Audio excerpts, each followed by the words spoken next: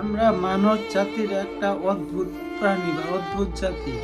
দেখবেন আমরা কি করি, গরিব মানুষ কতগুলো আছে, যেমনি রিক্সাওয়ালা, ঠেলাওয়ালা, বাসের হিন্দিম্যান, বাস কন্ডাক্টর, সবজিওয়ালা, এগুলো মানুষের সাথে আমরা খারাপ ব্যবহার করি। তারা 2 টাকা বেশি চাইলে বা ন্যায্য প্রাইস চাইলে ওটা আমরা কমিয়ে নিয়ে চেষ্টা করি। কিন্তু এই মানুষ জাতির আমরা কি করি, ভীষণ গিয়া দামি দামি রেস্টুরেন্টে যাই বা দামি দামি হোটেলে যায় বা শপিং মলে যায়, ওনে আমাকে এত বড় বড় বিল দিয়ে দেয় হাতে, আমরা চুপ করে থেকে বিলটা দিয়ে দিই।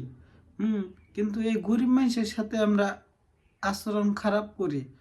আমার মতে এগুলা করা লাগে না। গরিব মানুষের আপনি যদি পারেন 2-1 টাকা বেশি দেন বা না দিলেন, তারা যেটা ন্যায্য প্রাইস পাবো ওটাই দেন, তাহলে তাদের একটা হেল্প হবো।